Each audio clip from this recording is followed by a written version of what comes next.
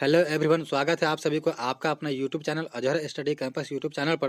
तो दोस्तों, set number 2 का आज हम लोग चर्चा करेंगे इस वीडियो में general knowledge and current affairs पर, जो कि आपको 41 नंबर से सवाल स्टार्ट है। इसका 20 सवाल हम लोग करेंगे। तो चलिए बिना देरी के क्लास शुरू करते हैं। 41 नंबर सवाल आपको दिख रहा है। सवाल है, राजकोषीय उत्तरदायित्व और बजट प्रबंधन अधिनियम वर्ष डैश में पेश किया गया था। तो देखिए, ये जो है आपको 2003 में पेश किया गया था, इसलिए ऑप्शन नंबर सी आपका राइट आंसर हो जाएगा। चलिए अगला सवाल देखते हैं। सवाल है 42 नंबर, अर्थशास्त्र के संदर्भ में एस एल आर का पूर्ण रूप क्या है? और 4 ऑप्शन आपका दिया हुआ है। पहला ऑप्शन आपका दिया हुआ है स्टॉक लिक्विडिटी रेशियो, ये नहीं होगा। इसके बाद दूसरा दिया आपका क्या दिया कि स्टरिलाइजेशन लिक्विडिटी रेशियो, ये भी नहीं होगा। इसके बाद स्टेट लिक्विडिटी रेशियो दिया है, ये भी नहीं होगा। आपका एस.एल.आर का फुल फॉर्म जो होता है वो होता है स्टैच्यूटरी लिक्विडिटी रेशियो होता है, इसलिए ऑप्शन नंबर डी आपका राइट आंसर हो जाएगा। और दोस्तों, एस.एल.आर जो होता है ना, एस.एल.आर से क्या होता है कि एस.एल.आर से जो अर्थव्यवस्था जो इकोनॉमी होता है, अर्थव्यवस्था के संचार में को क्या होता है अच्छे से नियंत्रण यानी कंट्रोल करने में मदद मिलता है। क्या कंट्रोल करने में मदद मिलता है एस.एल.आर से। अर्थव्यवस्था में जो संचार होता है ना, उसको अच्छी तरीके से कंट्रोल किया जा सकता है। चलिए अगला सवाल देखते हैं। सवाल दिए हुआ है 43 नंबर है कि निम्नलिखित में से कौन सा राष्ट्रीय उद्यान भारत में नहीं है? और इसके लिए आपको 4 ऑप्शन दिया हुआ है। ठीक है, तो 4 ऑप्शन दिया। तो पहला ऑप्शन है आपका अंशी राष्ट्रीय उद्यान, ये आपका आंसर नहीं होगा। बोला है कि भारत में नहीं है, भारत में नहीं वो बताना है। अंशी राष्ट्रीय उद्यान ये तो नहीं होगा, भारत में है। आपका दाची-गम राष्ट्रीय उद्यान, ये भी आपका भारत में है, ये भी नहीं होगा। आपका बाल पक्रम जो है राष्ट्रीय उद्यान, ये भी आपका भारत में है, इसलिए ये भी नहीं होगा। मतलब बच गया option number B. Option number B ही आपका राइट आंसर हो जाएगा, ये भारत में नहीं है। देखिए, संदूर राष्ट्रीय उद्यान जो है ना पाकिस्तान में है, ये भारत में नहीं है। ये कहाँ है? ये आपका पाकिस्तान में। ठीक है, ध्यान रखिएगा, ये भारत में नहीं, ये पाकिस्तान में है। और पूछेगा पाकिस्तान में कहाँ, तो पाकिस्तान के खैबर दर्रा है, उसी क्षेत्र में ये पाया जाता है। खैबर नाम के एक दर्रा है, ठीक ना, खैबर नाम के दर्रा है, उसी क्षेत्र में यह संदूर राष्ट्रीय उद्यान है पाकिस्तान में। तो ऑप्शन नंबर बी आपका राइट आंसर हो जाएगा। चलिए अगला सवाल देखते हैं। सवाल दिया हुआ 44 नंबर सवाल है कि हरिपुरा, जहां भारतीय राष्ट्रीय कांग्रेस का वार्षिक अधिवेशन 1938 में सुभाष चंद्र बोस की अध्यक्षता में हुआ था, वह निम्नलिखित राज्य में स्थित, मतलब 4 ऑप्शन में से आपको बताना है कि कौन से राज्य में स्थित है। तो देखिए, सुभाष चंद्र बोस की जो अध्यक्षता में जो 1938 में जो भारतीय राष्ट्रीय कांग्रेस का जो अधिवेशन हुआ था आपको, वो हुआ जो हरिपुरा में जो हुआ था, वो था 52वां, क्या था, 52वां अधिवेशन था। ठीक है, 52वां अधिवेशन था, हरिपुरा में हुआ था। हरिपुरा में कहाँ, तो आपका गुजरात राज्य में हुआ था, इसलिए ऑप्शन नंबर ए आपका राइट आंसर हो जाएगा। याद रखिएगा, 52वां अधिवेशन 1938 में सुभाष चंद्र बोस की अध्यक्षता में हुआ था। भारतीय राष्ट्रीय कांग्रेस का जो अधिवेशन हुआ था हरिपुरा, यानी हरिपुरा में कहाँ, गुजरात का हरिपुरा में हुआ था, 52वां अधिवेशन हुआ था। चलिए अगला सवाल देखते हैं। अगला सवाल है, सर टॉमस मुनरो भू राजस्व बंदोबस्त से संबंध है, यानी किससे संबंधित है? ठीक है, ये आपको बताना है। तो देखिए, सर टॉमस मुनरो द्वारा क्या किया गया था, रैयतवाड़ी बंदोबस्त व्यवस्था लागू की गई थी। रैयतवाड़ी व्यवस्था जो है, बंदोबस्त व्यवस्था, वो लागू किया गया था। और कब लागू किया था? देखिए, 1792 ईस्वी में आपको मद्रास के जिला जो एक है, मद्रास के 12 महल जिला जो है उसमें किया गया था। मद्रास के कौन सा जिला, तो 12 महल जिला में, 12 महल जिला में आपको 1792 ईस्वी में मद्रास के 12 महल जिला में आपको रैयतवाड़ी बंदोबस्त व्यवस्था लागू किया गया था सर टॉमस मुनरो द्वारा, इसीलिए ऑप्शन नंबर सी आपका यहाँ पर राइट आंसर हो जाएगा। चलिए अगला सवाल देखते हैं। सवाल है कि बुद्ध के मृत्यु के पश्चात प्रथम बौद्ध समिति की अध्यक्षता की गई चार ऑप्शन दिए हुए, बताना किसके द्वारा अध्यक्षता की गई, कब, बुद्ध की मृत्यु के पश्चात। प्रथम बौद्ध समिति की अध्यक्षता किसके द्वारा किया गया, ये आपको बताना है। तो देखिए जो किया गया था ना, ये अजात शत्रु द्वारा किया गया था, इसीलिए ऑप्शन नंबर सी आपका राइट आंसर हो जाएगा। अजात शत्रु के बारे में आपको हम बता दें थोड़ा सा। अजात शत्रु का उपनाम कुनिक भी है, ठीक है ना। अजात शत्रु का उपनाम है आपका क्या है, कुनिक भी है। कुनिक नाम से भी अजात शत्रु को जाना जाता है। और अजात शत्रु ने ही अपने पिता बिंबिसार को कत्ल किया था, ठीक ना। अजात शत्रु ने ही अपने पिता बिंबिसार को, किसका, तो बिंबिसार को कत्ल किया था। बिंबिसार को कत्ल किया था, ठीक है। हत्या कर दिया था, कत्ल कर दिया था, हत्या कर दिया था, ठीक ना। और 493 ईस्वी में, याद रखिएगा 493 ईस्वी पूर्व, 493 ईस्वी पूर्व मगध के गद्दी पर बैठा था। 493 ईस्वी पर। देखिए सवाल जो यहाँ पर दिया हुआ है, सवाल है कि बुद्ध की मृत्यु के पश्चात प्रथम बौद्ध समिति का अध्यक्षता किसने की, तो अजात शत्रु के द्वारा किया गया था। अजात शत्रु का उपनाम आपका हो जाएगा कुनिक, क्या हो जाएगा, कुनिक। अजात शत्रु यानी अजात शत्रु ने अपने पिता यानी बिंबिसार की हत्या कर 493 ईसा पूर्व, 493 ईसा पूर्व क्या किया, मगध के गद्दी पर बैठ गया था। किसके गद्दी पर, याद रखिएगा मगध के गद्दी पर बैठ गया था, याद रखिएगा मगध के गद्दी पर बैठा था, ठीक है। चलिए बिना देरी के आज का अगला सवाल देखते हैं। 47 नंबर आपको सवाल दिख रहा है। सवाल है, भारतीय ध्वज के डिजाइन का श्रेय इनमें से किसे दिया जाता है, तो भारतीय डिजाइन का श्रेय जो जाता है आपको पिंगली वेंकैया को जाता है, ठीक ना। ध्यान रखिएगा पिंगली वेंकैया को जाता है। भारतीय ध्वज का डिजाइन किसने किया था, तो पिंगली वेंकैया जी ने ही भारतीय ध्वज का डिजाइन किया था। भारतीय ध्वज के बारे में थोड़ा सा हम और जानकारी ले लेते हैं। देखिए झंडा समिति जो आपका, झंडा समिति जो है ये किनके अध्यक्षता में बनाया गया था, तो ध्यान रखिएगा जे.बी. कृपलानी के अध्यक्षता में ही झंडा समिति बनाया गया था, झंडा समिति का गठन किया गया था। थोड़ा सा और जानकारी हम बता दें आपको झंडा के बारे में, ध्यान रखिएगा जे.बी. कृपलानी के अध्यक्षता में झंडा समिति बनाया गया था। अब भारतीय ध्वज का जो डिजाइन जो है इसका श्रेय जाता है किसने बनाया है, तो आप कहिएगा पिंगली वेंकैया ने भारतीय ध्वज का डिजाइन तैयार किया है, ठीक ना। और थोड़ा सा जानकारी मैं आपको दे दूं कि भारतीय झंडा यानी कि हमारा तिरंगा हमारी जान हमारा शान जो है 22 जुलाई, ध्यान रखिएगा 22 जुलाई 1947 को संविधान सभा द्वारा स्वीकार कर लिया गया था। ध्यान रखिएगा कब, तो 22 जुलाई 1947 ईस्वी को संविधान द्वारा स्वीकार कर लिया गया था। हमारा झंडा हमारा तिरंगा को क्या किया गया था, संविधान द्वारा स्वीकार कर लिया था। कब किया था, तो 22 जुलाई 1947 ईस्वी को किया गया था। और एक और बात बता दें आपको कि 2002 में न्यायालय द्वारा एक महत्वपूर्ण निर्णय लिया गया था। कब लिया गया था, 2002 में न्यायालय द्वारा एक महत्वपूर्ण निर्णय लिया गया था नवीन जिंदल वाद विवाद में। एक न्यायालय द्वारा 2002 में निर्णय लिया गया था कि सार्वजनिक स्थानों के साथ साथ निजी स्थानों पर भी झंडा फहराने का अनुमति दे दिया गया था, लेकिन उसमें कुछ शर्तों के साथ दिया गया था। ध्यान रखिएगा देखिए जो सार्वजनिक स्थान है उसके साथ साथ निजी स्थान जो प्राइवेट स्थान है वहाँ पर भी कुछ शर्तों के साथ आपको झंडा फहराने की अनुमति दे दिया गया था। कब, 2002 में न्यायालय द्वारा। इतना ध्यान रखिएगा। चलिए अगला सवाल देखते हैं। सवाल है 48 नंबर दिख रहा है कि स्वतंत्र भारत में मुद्रा का अवमूल्यन प्रथम बार किस वर्ष किया गया था। स्वतंत्र भारत में मुद्रा का अवमूल्यन प्रथम बार किस वर्ष किया गया था, आपको ये बताना है, ठीक है ना। तो आपका ऑप्शन नंबर ए हो जाएगा 1949 ईस्वी में किया गया था। ऑप्शन नंबर ए आपका राइट आंसर हो जाएगा। और देखिए 1966 ईस्वी में और 1991 में भी मुद्रा का अवमूल्यन किया गया था। आप ध्यान रखिएगा, ठीक ना। 1966 ईस्वी में भी किया गया है और 1991 ईस्वी में भी आपका मुद्रा का अवमूल्यन किया गया है।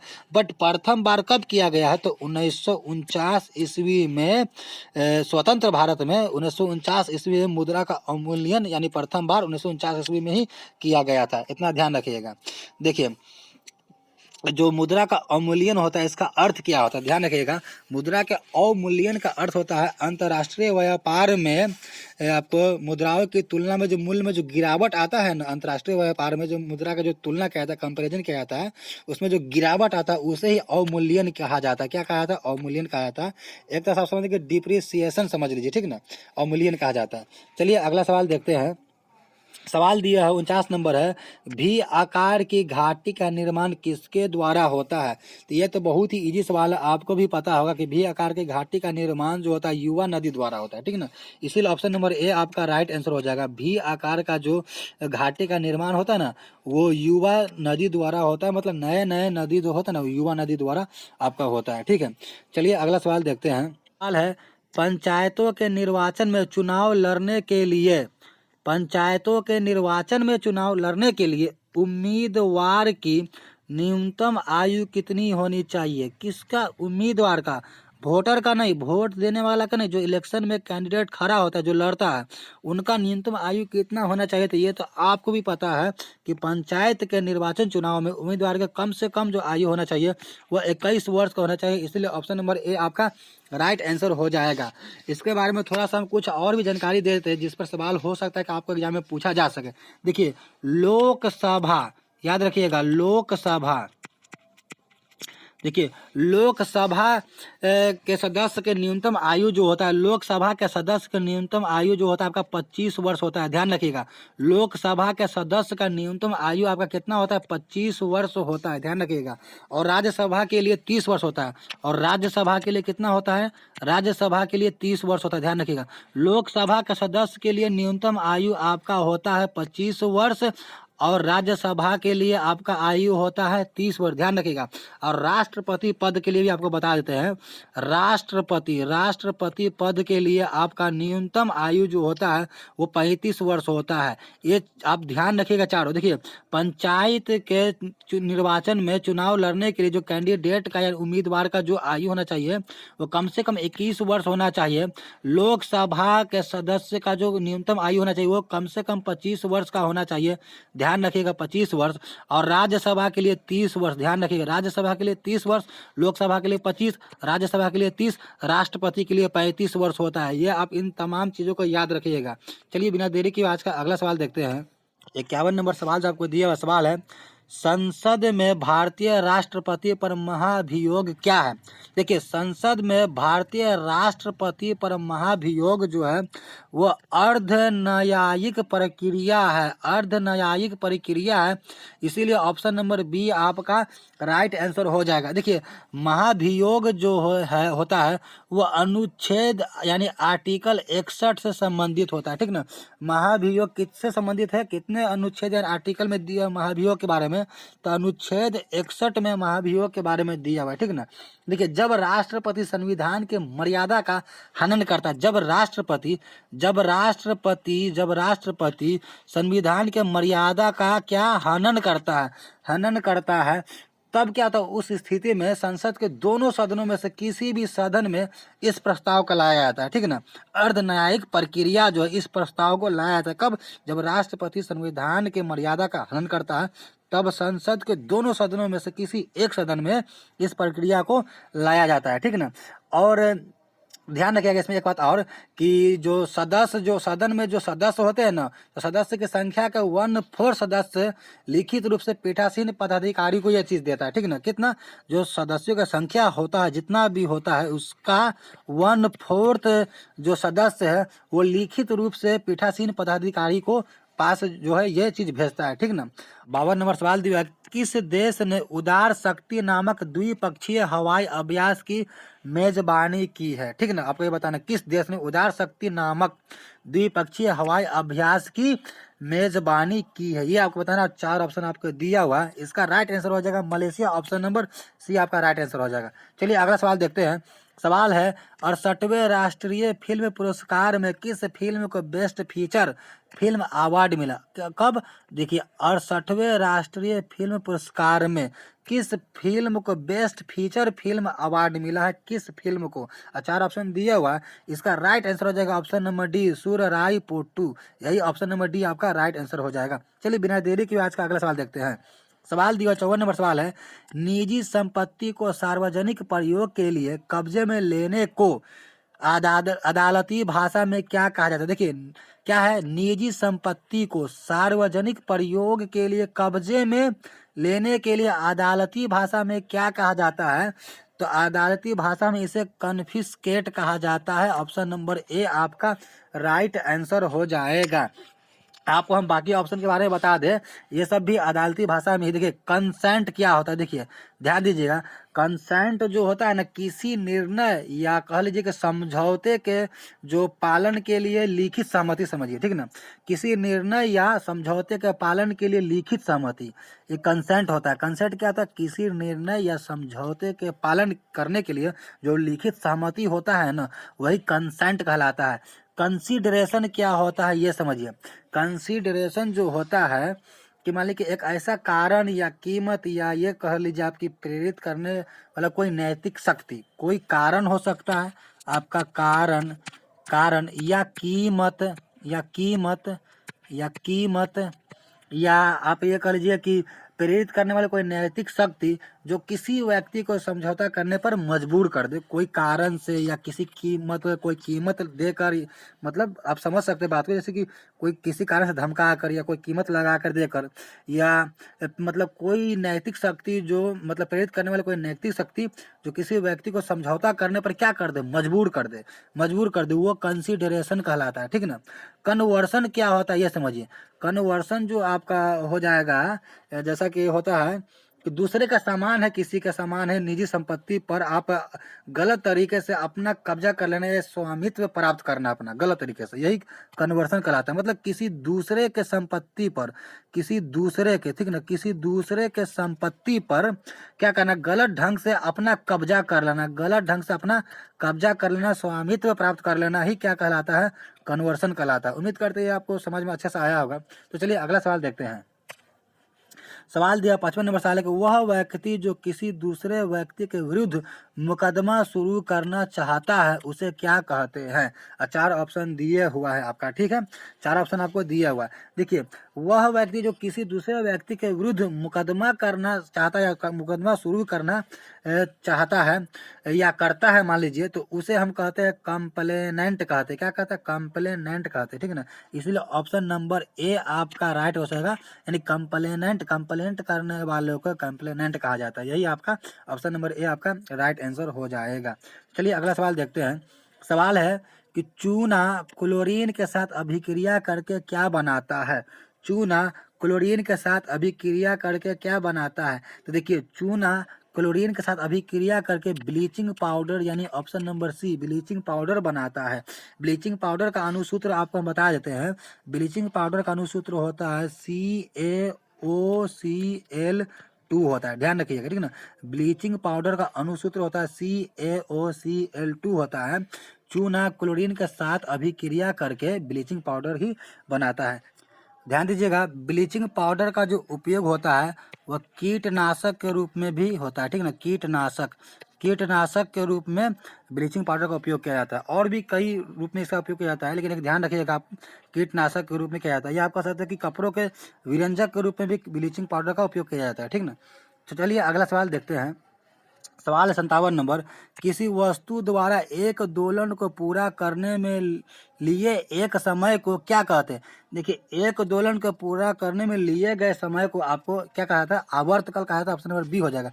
चलिए इसे हम बहुत बेहतरीन ढंग से आपको समझाते हैं फिगर के साथ। देखिए मान लेते हैं कि यहाँ पर किसी धागा से कोई पिंड लटका हुआ जिसका केंद्र यहाँ पर है, ठीक है, बीच में है, ठीक है।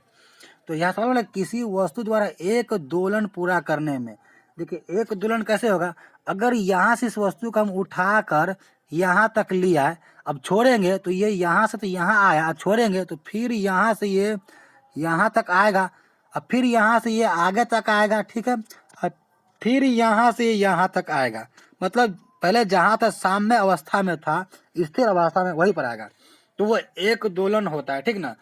एक दोलन में 4 आयाम यानी कि 4 एम्पलीट्यूड होता है।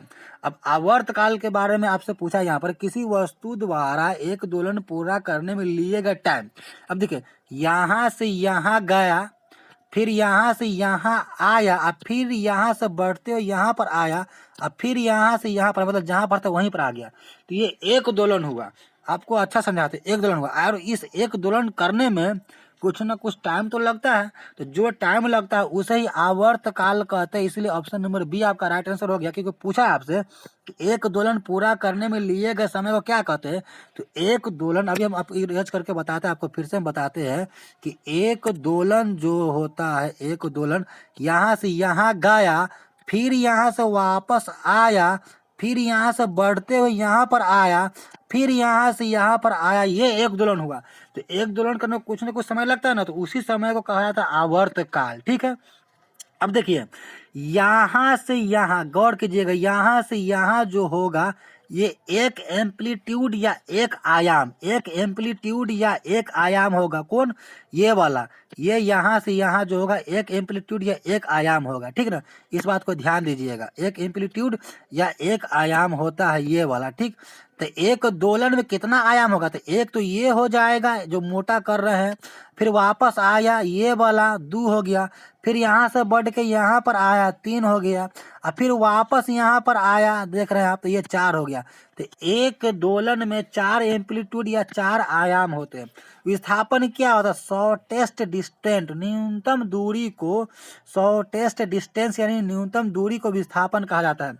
आवृत्ति समझिए क्या होता है। देखिए आवृत्ति होता है कि एक सेकंड में, आवृत्ति क्या होता है कि एक सेकंड में कितना बार दोलन किया या कंपन किया, वही हठ, वही आवृत्ति होता है। ठीक ना, वही आपका क्या होता है? आवृत्ति होता है। और हाँ, और बता दें आपको कि आवृत्ति का एसआई मात्रक जो होता है, हठ जो होता है, क्या होता है?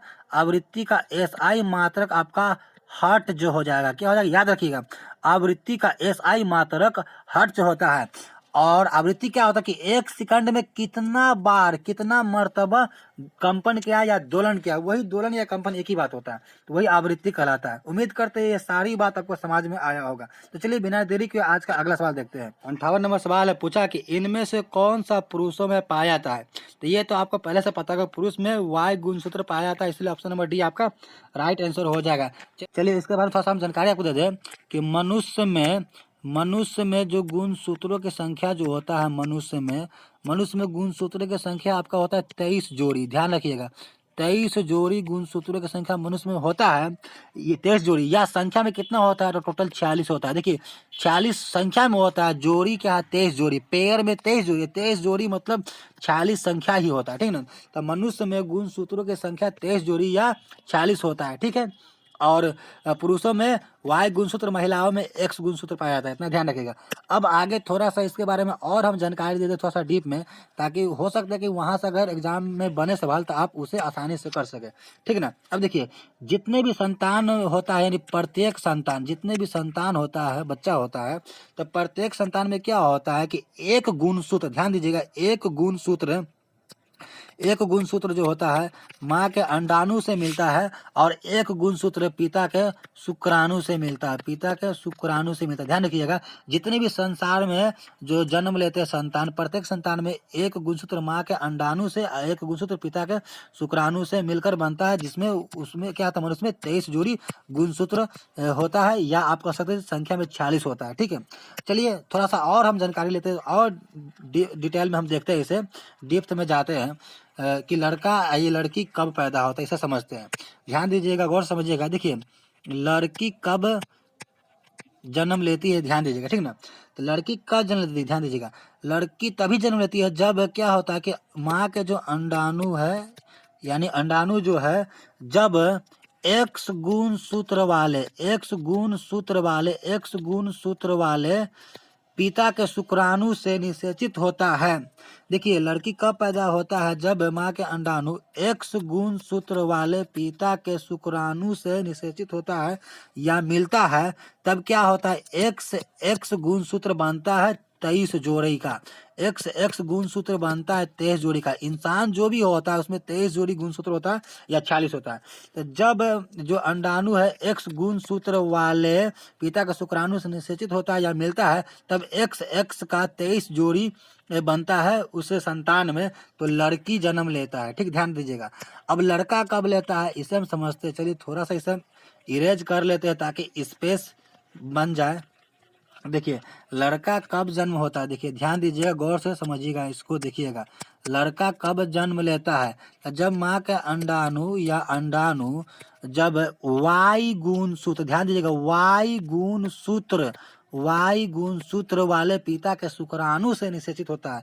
लड़का कब जन्म लेता है, जब अंडाणु वाई गुण सूत्र वाले पिता के शुक्राणु से निषेचित होता है या मिलता है, यूँ कह लीजिए कि मिलता है, तब वहाँ पर बनता है गुणसूत्रों की जोड़ी जो बनता है एक्स वाई का जोड़ी बनता है, जो कि मनुष्य में 23 जोड़ी होता ही है, तो एक्स वाई का जोड़ी बनता है, वहाँ पर क्या होता है, लड़का होता है, ठीक ना। लेकिन ये हम आम इंसानों की, हम इंसानों की बस की बात नहीं है, हम इंसान पता नहीं लगा सकते, ये ऊपर वाले के देन है, ये खुद से बनता है, ठीक ना। ये अपने आप बनता है, ये कोई डॉक्टर भी आपको नहीं बता सकता है कि कैसे कब बनता है। लेकिन बनने का ये कारण है कि एक्स वाई बनेगा तो लड़का, एक्स एक्स का जोड़ी बनेगा तो लड़की होता है, इतना ध्यान दीजिएगा। उम्मीद करते हैं ये सारी बात आपको अच्छे समझ में आया होगा। तो चलिए बिना देरी के आज का अगला सवाल देखते हैं। आज का आखिरी सवाल है, जो कि 60 नंबर सवाल दिख रहा है, ये जीके जीएस करंट अफेयर्स का आखिरी सवाल है। सवाल है कि सघन माध्यम में प्रवेश करने पर प्रकाश की गति में परिवर्तन को कहा जाता है, क्या कहा जाता है। तो सघन माध्यम में प्रवेश करने पर प्रकाश के गति में जो परिवर्तन होता है ना, उसे अपवर्तक सूचकांक कहा जाता है, अपवर्तक सूचकांक कहा जाता है। ऑप्शन नंबर बी आपका राइट आंसर हो जाएगा। दोस्तों उम्मीद करते हैं कि वीडियो आपको बहुत अच्छा लगा होगा। अगर वीडियो अच्छा लगा तो चैनल को सब्सक्राइब कर बेल आइकन को प्रेस कर लीजिए, ताकि जब भी वीडियो आपको डाला जाए चैनल पर आपका इसका नोटिफिकेशन मिल जाए। और इस वीडियो के डिस्क्रिप्शन में टेलीग्राम चैनल का भी आपको लिंक दे दिया जाएगा, उस पर जाके आप ज़रूर ज्वाइन करें, ताकि आपको जो भी स्टडी मटेरियल होता है, जो भी इंफॉर्मेशन होता है, वहाँ भी आपको दिया जाता है, जिससे आप राइट डायरेक्शन में आप स्टडी कर सकें। दोस्तों वीडियो को लाइक और शेयर करना भी ना भूलें।